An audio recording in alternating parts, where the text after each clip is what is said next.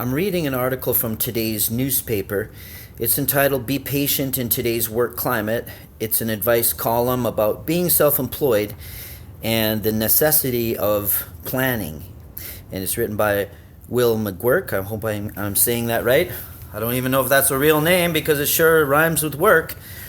So he features a fellow called DAVID Arias who graduated from Kwantlen University. There's a campus where I live. It's in Surrey, BC.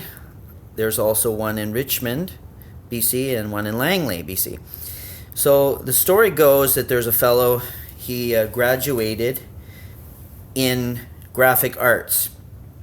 And when he was at university, he started making a list of studios to apply to. Problem was, when he graduated, things went sour. The industry went into a slump. So he ended up putting together a portfolio book. He used an online service to self-publish, and then he made this online presence that was noticed by others, this blog. It was about designers, and these designers he was putting on his blog, showcasing, they eventually became his colleagues online. Now, he shared his work with them. They shared his work to the community worldwide. And then as things took off, he got more exposure. People around the world got a chance to stumble upon his work. He built relationships with people worldwide in the graphic arts community. And it took time. But in some ways, it's kind of like that Chinese proverb where it says, 背水一战, which means fight with your back to the river.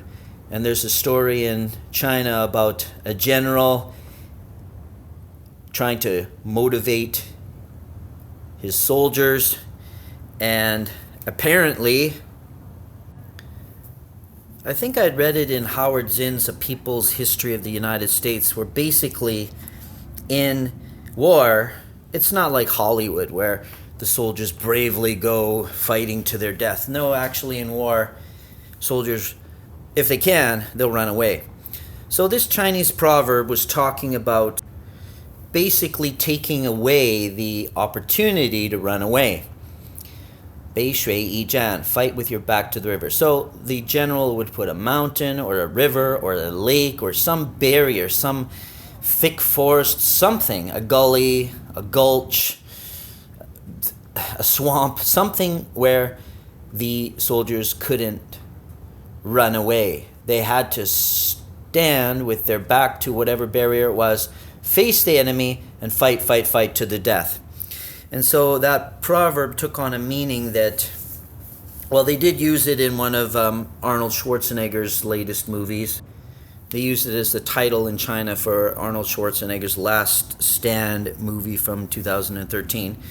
But yeah, and maybe in China they use that word just for a last ditch, a desperate attempt to do something or to fight back. But I kind of interpret it in my own way by saying that you look at yourself like, hey, this is the way. There's no other choice. I have to go forward. So in the case of this man, DAVID Arias, he basically had to go ahead and just try everything he could.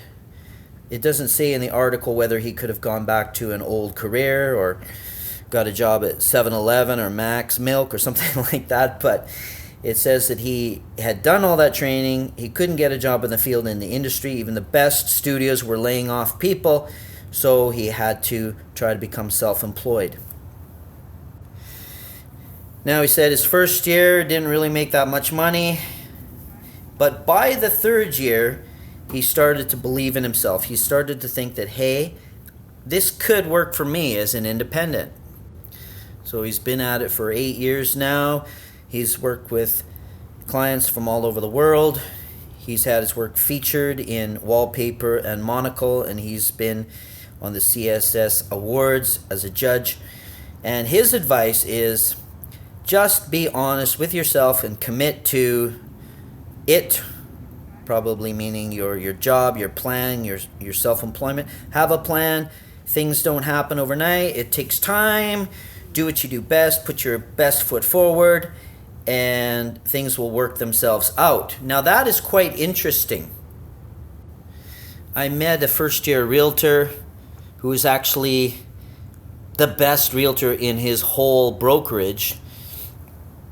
He had a background in sales and marketing, and in his first year, I think some of it was luck, some of it was skill, but things just merged together to make him wildly successful that year. And his advice was, and I'm quoting from his email here, my one piece of counsel for any new agent would be to focus on the activity and not the results. Results are merely a byproduct of doing the right things in the right ways. Let me read that again. My one piece of counsel for any new agent would be to focus on the activity and not the results. Results are merely a byproduct of doing the right things in the right ways. Now, that's kind of spun around in my head several times. Don't know if I actually digested it and understood it, but what I get out of it, the takeaway is you're being active, you're focusing on that activity, so you're not being obsessed by the goal, the result. So I think this is quite a big mistake in the self-help industry, and in many businesses they bring in self-help gurus and they keep telling them, have your goal in mind, have your goal in mind, visualize your goal, be obsessed by your goal. And so it's like you're looking at the top of Everest. I gotta get there, right? But you're not actually wholeheartedly focusing on the training just to get to base camp. So of course you never make it to Everest because you've never passed base camp. So the issue is, don't get so wrapped up in the mega goal. I think somebody once said what was it called? Big, hairy, audacious goal, the BHAG. What is that? A strategic business statement similar to a vision statement, which is created to focus an organization on a single medium long-term organization-wide goal, which is audacious, likely to be externally questionable but not internally regarded as impossible. Anyways, that might have its merits, but the whole point is focus on the activity. And this article, written by Will McGuirk about DAVID Arias, a graduate from Kwantlen University, or we should call it Kwantlen Polytechnical University, he was just saying, commit to your plan and take your time. He said things will work themselves out. Now, I'm sure he's not saying this in a mystical, religious, spiritual way that things are just going to work out. The universe will come behind you, or an omnipotent being will come support you and buttress you. No, he's not saying that. He's just saying that in this capitalist economy, if you do A, B, and C, hopefully you will get D. Thanks everybody for listening, and peace out.